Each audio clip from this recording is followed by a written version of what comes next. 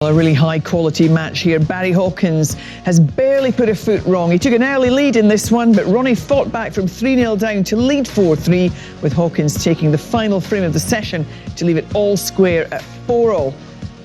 And that's where we leave it for the moment. We'll be back this evening. We've got a real match in our hands. Stephen and Ken enjoying this one with me. Ken, so beautifully poised now going into this evening's session. It's swung back and forward, that momentum, but probably a fair reflection of how both players have played. Yeah, you would say so. I suppose, like, in a way, both players might be a little bit disappointed that they haven't got a lead because Barry started off so well. He'll be disappointed that he doesn't have a lead going into tonight. And then Ronnie O'Sullivan, the way he came back and worked himself back into the match. And you could see he was a little bit frustrated that, you know, missing that long red, he could have had a lead going into it tonight as well. So, but on fair reflection overall on the match, I think it's beautifully poised and, you know, it's very nicely set up for tonight, best of 11, whoever goes through. Exactly. I mean, it could have been, as Ken says, Stephen, 5-3 to Ronnie because he came out stormingly well in that second mini session. Yeah, very important frame. Barry couldn't afford to show any weakness in that last frame. He had to get that break because 5-3 down, that's what Ronnie jumps all over. He thrives on seeing weakness in his opponent. But yeah, he starts off after the interval, Ronnie. He plays this lovely shot, cue ball into an area. And in the end, he couldn't have picked a cue ball up with his hand and put it in a better place because this paved the way for a frame-winning break straight on the red to right corner on the black and then goes on to win the frame. This was a beautiful shot because the cue ball's still got all that spin by the time it gets to the red, so it's got the action on it. Just travels, you know, a few rolls too far. So he could play a safety shot, cue ball on the baulk cushion, in behind the yellow, not a bit of it. Wants to play the attacking shot, yellow into the middle, screw off the baulk cushion, in and out of baulk, beautiful pot. And we're going to go and see, he puts another nice long red here, just drops it in, awkward on the black. Now this almost isn't fair to anyone else played, to be able to play this with your left hand. He couldn't get to the middle of the cue ball, has to play with a little check side, floats it in beautifully in the red. It's not fair. No, ridiculous shot to play left-handed. But I thought, I mean, Stephen's picked out a few long pots there, but there's another beautifully constructed shot, holding for the black. Okay, he's a little bit awkward, and these are easily missed as well, but kept his eye on the pot, and that was a nice little shot on the black as well, just to keep the break going. But I thought he played, you know, really solid. I mean, he 6 from, what was he, 64% long pot success, which was quite good for Ronnie because he got some really important ones. That was a lovely little plant. But this one will probably stick in his mind most between now and when he comes back out tonight. There you see the little bit of frustration because he sort of worked his way into a lead, 4-3. If he knocks that red in, he's going to win the frame for sure. I'm not quite sure, and I don't know, Stephen may correct me here, but I'm not quite sure he had to play it so hard. He could have played it a little bit softer and maybe made the pot a little bit easier, but there was a good break in the end from Barry Hawkins under pressure.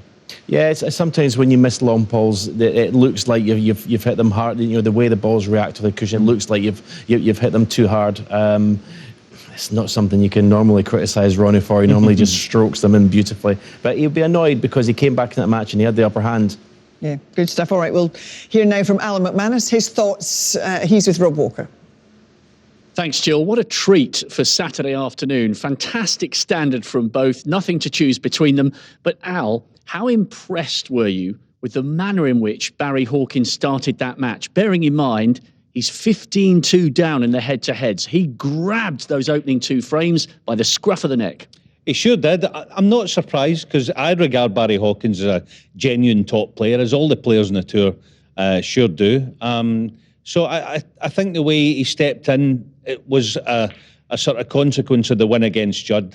You know, that was massive. I said in commentary, one win against Stuart Bingham this season, as far as a real heavy hitter goes, isn't enough for a player of Barry's quality. So I'm not surprised the way he started. The only thing on the 15-2 record that seems to me, because Barry Hawkins is a nice guy off the table and he's such a nice guy to actually play against, there's never any needle, there's never any bad feeling, he never does anything wrong, he never says anything wrong. Ronnie feels comfortable out there. Do you know what I mean? He feels like, oh, this is nice. I'm playing a guy who I enjoy playing. He's a good player as well. He's going to give me some pain, but I'm comfortable with that.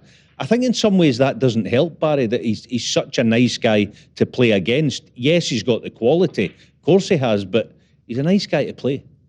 He is, and I guess what's important from his perspective is, he said to me the other night that his belief has come back. Maybe 2 or 3 seasons ago, he wouldn't have believed that he could win a title like this. He does again now, and how well did he seize his chance to level in the last of the afternoon? That was massive. It was huge for his belief, yes, because, all right, it was an easy chance, as chances go, to win that last frame of the session, but if he'd have lost it and he goes back, he may have started thinking in himself, oh, I've let something slip there. Even though he didn't do a lot wrong in the session, he may have talked himself into believing that because of the scoreline. But now he can regroup, 4-all, let's have a best 11 tonight and get through, hopefully.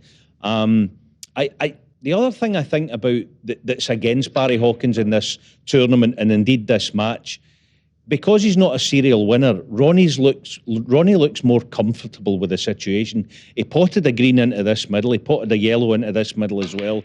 Ronnie's comfortable with taking on shots that he probably doesn't really want to. And sometimes the great champions in this sport, that's the only difference between winning and losing. Ronnie looks a little more comfortable with the situation. Well, he's got to remind himself, Barry Hawkins, that he's on 97% pot success. The winner will play this guy, Neal Robertson, going through his paces. He hasn't watched the action, looks completely relaxed. All to play for tonight, Jill. What a fantastic session of snooker in store for Saturday night. Not to be missed, is it? Absolutely, Rob. Thanks very much indeed. OK, when we come back on the other side of the break, Celtic Manor has welcomed the Tour Championship with open arms this week, and when we return, we'll briefly take a break to learn about the history of this wonderful golf venue.